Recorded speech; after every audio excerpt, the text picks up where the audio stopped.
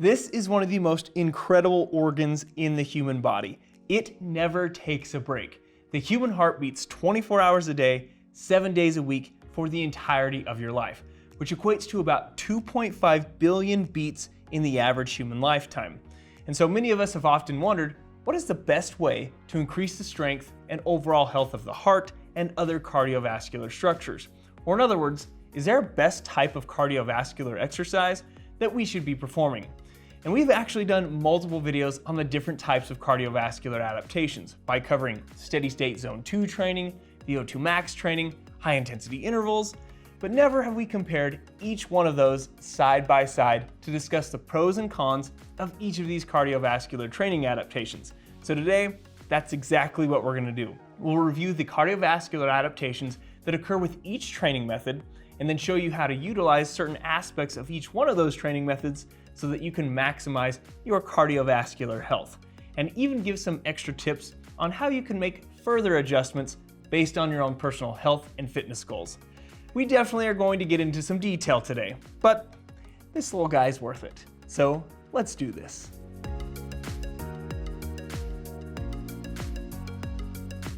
So on the board, I've listed the main physiological adaptations that can occur with exercise. And as you can see, we've put them into two main buckets or two main categories. The musculoskeletal bucket, which means these adaptations will primarily be occurring at the local level within the actual muscle. And then we have our cardiovascular bucket or cardiovascular adaptations.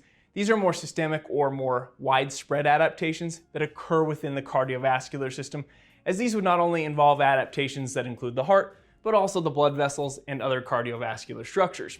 And you may notice adaptations listed up here that you are more developed in, or maybe even just more interested in further developing. And we'll have more discussion on that a little bit later on. But today we are primarily going to focus on the cardiovascular adaptations. And then for our part 2 video, we'll get more into the muscular adaptations. But the reason I included the muscular adaptations, or teased the muscular adaptations for today's discussion, is that as we're gonna find, and this is one of the really cool points that I hope everyone takes from this video, is that even though we have these individual physiological adaptations listed up here, they do not exist in a complete vacuum. And what I mean by that is, let's say you spent a lot of time doing steady state cardio. We're going to see that even though you're mainly going to stimulate and get adaptations in your aerobic base, you'll also see some crossover in multiple other areas, and even some crossover into the muscular adaptations. And vice versa, if you were to spend more time working on like strength and hypertrophy, you can still get some carryover and some improvements within the cardiovascular adaptations. And this crossover is even more dramatic in beginners and untrained athletes, which we'll give some specific examples a little bit later on. But before we do that, let's get into these cardiovascular adaptations by defining them, discussing what changes occur within the body, and then discuss some of the trade-offs of spending more time doing one versus the other so that you can make decisions on how to apply this to your own routine. Now, these cardiovascular adaptations are listed from less intense to more intense. And starting with the less intense, we have your aerobic base. This is steady state cardio, which, as that name implies, would be an exercise session that is done at a steady state of intensity. And this uses your aerobic energy system, and therefore the mitochondria, to generate the ATP, which is the energy currency of our cells. This is typically done with running, cycling, swimming. It could even be done with something like rowing. And these sessions would last anywhere from a half hour all the way up to 2 to 3 hours for those who may be training for endurance events like a half marathon or a marathon. But the idea is you don't want to have huge fluctuations in your heart rate during one of these sessions. You want it to stay within a narrow range of about 65 to 75% of your max heart rate. And this is often referred to as zone 2 training, which if you watch a lot of YouTube fitness channels out there, this is something you've probably noticed that we all love to mention these days like it's some new fitness hack. And to be clear, I'm also making fun of myself a bit here because I've definitely mentioned zone 2 in plenty of our videos. But the point is, zone 2 is nothing new. The endurance athletes have been doing this type of training for years and years and years now. But regardless, zone 2 is an incredible way to stimulate certain fitness and health adaptations. This is an exercise session of moderate intensity. And if you don't have a watch or a heart rate monitor, you could use the talk test to be sure you're actually training within this zone, because this is an intensity where you could still maintain a conversation if you are running or cycling with a friend. One of the best analogies that I've heard for the talk test is if you are doing zone 2 while talking on the phone, you could maintain the conversation, but the person on the other end could tell that you were exercising. This type of training will improve the strength of your heart. The heart will be able to pump more blood with each beat, and so you may notice your resting heart rate would decrease if you participated in this type of training consistently. This type of training also stimulates the development of more mitochondria within the muscle fibers that make up the actual heart, which accounts for the improvement in endurance for the heart muscle. And because you're getting a stronger heart and increased endurance capacity of the heart, this will carry over to improvements in VO2 max and even some improvements in anaerobic capacity, because both of these will rely on the heart, obviously, and we'll talk more about that in just a second. Not only will you see some crossover in these cardiovascular adaptations, but this type of training can also improve muscular endurance, as you have to be using certain muscle groups, specifically the slow twitch muscle fibers within the muscles of the lower limb, to propel you when you're running or cycling, or even the slow twitch muscle fibers of the muscles of the upper limbs if you were doing something like rowing. But these slow twitch muscle fibers within the muscles will also develop more mitochondria so they can utilize more oxygen, glucose, and fatty acids to make more ATP, as well as develop more capillaries, the tiny little blood vessels within the muscles, so that the cardiovascular system is even more efficient in delivering nutrients and removing metabolic byproducts. So let's move up in intensity to VO2 max. VO2 max is the maximum amount of oxygen that you can consume during exercise, and this is most often measured in an exercise physiology lab. I've done a few VO2 max tests where they strap a mask on you to measure oxygen and carbon dioxide, and for a little while you feel pretty cool, like you're Darth Vader or maybe Bane if you're a Batman fan. And then they put you on a stationary bike or even a treadmill. I've done all of mine on a treadmill where they would set the speed to 6 miles per hour and keep it there for the whole test. But then every 2 minutes, they would increase the incline or the grade by about 2%. So it got harder and harder every 2 minutes. And you continue the test until you absolutely cannot go any longer. And so as you can see, this is a pretty intense test. But the test will show you at what point you hit your maximum amount of oxygen consumption. And this is typically at close to the end of the test. For me, I hit my VO2 max and was able to keep going for about a minute or a minute and a half longer before I had to completely give up. Some people that are even more fit can spend more time at their VO2 max, and so they may be able to last a little bit longer before giving up after they hit their VO2 max during one of these tests. But the point is, this is a high intensity or a high amount of cardiovascular work. But how would you train to improve your VO2 max? Or in other words, what would a VO2 max training session look like? Well, these are high intensity sessions that are done through repeated intervals that last anywhere from 3 to 8 minutes. A popular one that you'll see online a lot these days is the 4x4, where you would do 4 minutes on, followed by 4 minutes off, and you would do that 4 times. I personally do this on a treadmill, but you could do it on a track, a bike, a stationary bike. You can get pretty creative on how you do these VO2 max training sessions. But I like the treadmill because I can just set the same speed and same incline for all 4 intervals, set my watch for 4 minutes, and just go. And if you do this right, after the first interval, you might be like, well, that was challenging, but doable. I've got these next 3 intervals. But by that 4th interval, again, if you've picked the correct intensity, around the last 15 to 30 seconds or so, you start to question your life decisions because you typically don't want to keep going because, again, this is pretty intense.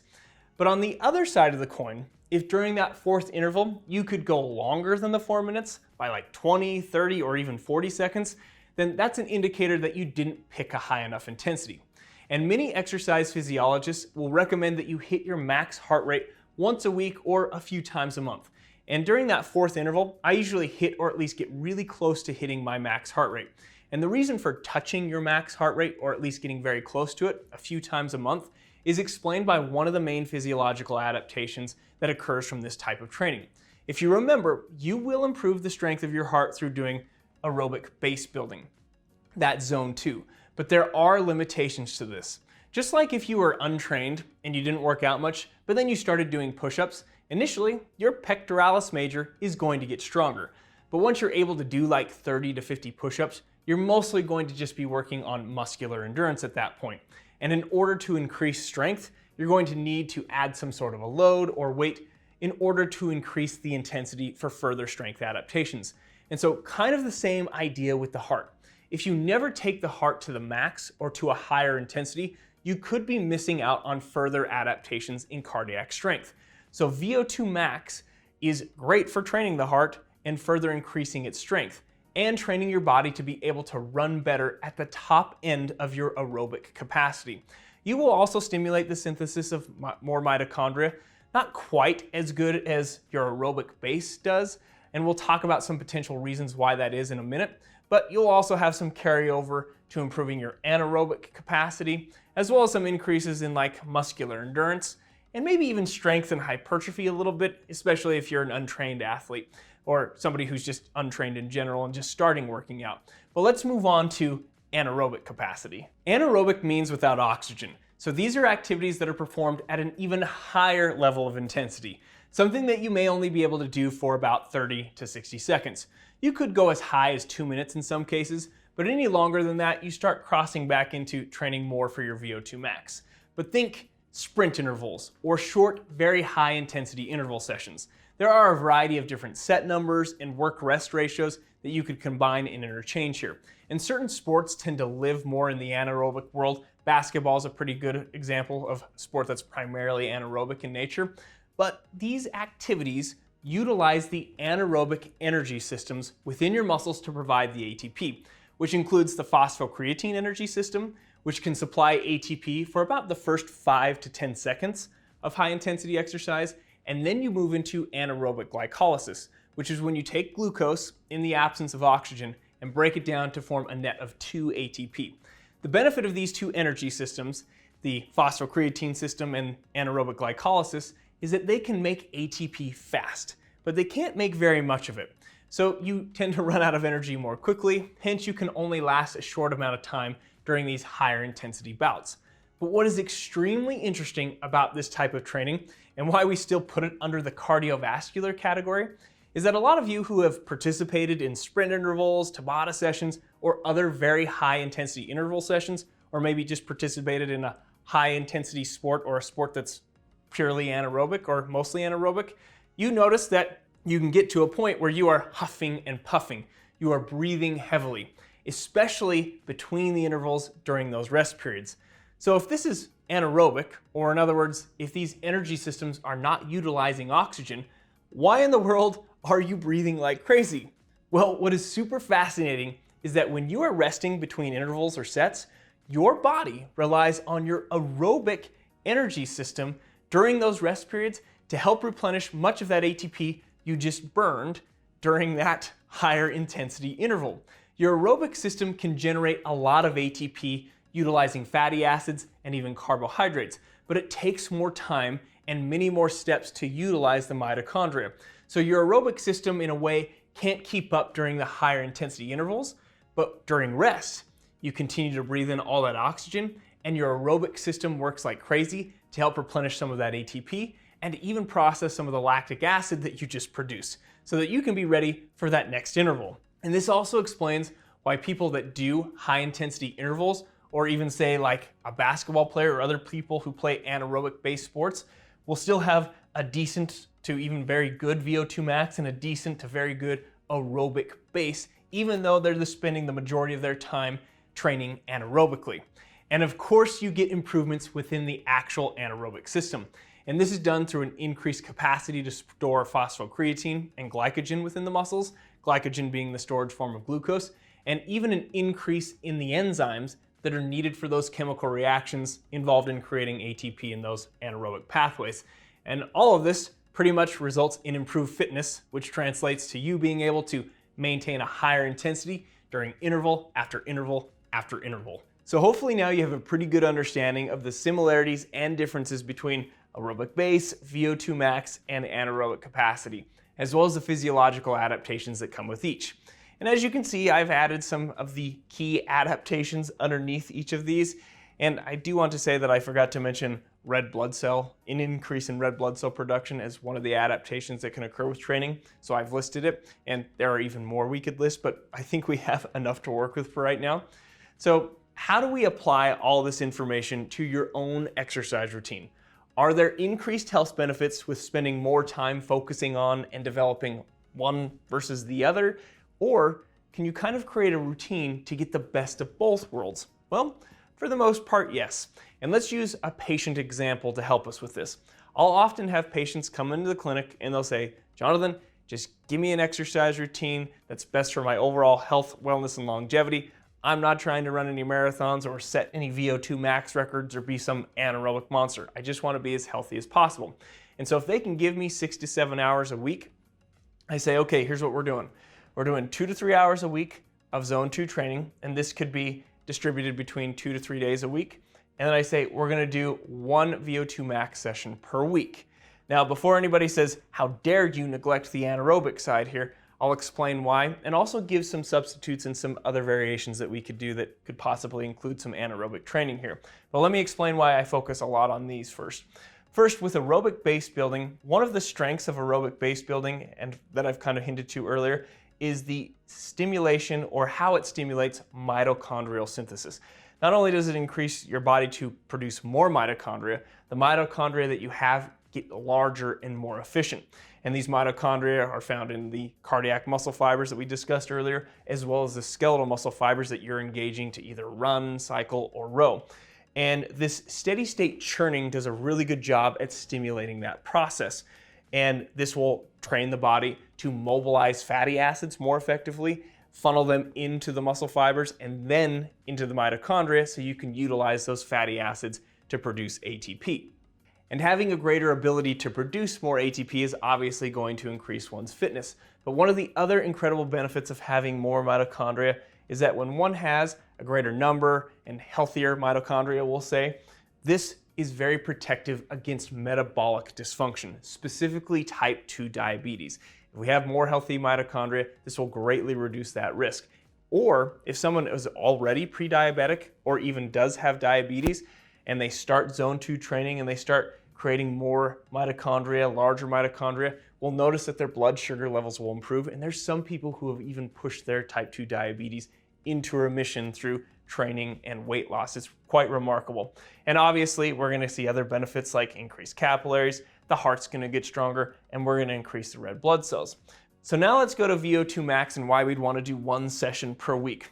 Well, with VO2 max, we are going to get an improvement or an increased capacity to improve the strength of the heart. Remember, we're never going to hit our max heart rate doing zone 2 training, so this gives us an opportunity to further strengthen the heart. We also train the body to consume oxygen, running at that higher end of our oxygen capacity, so we get some improvements there. And there is some evidence to suggest that VO2 max training might stimulate more red blood cell production than aerobic base training. But again, these two are kind of the bigger things we're going for with VO2 max training there.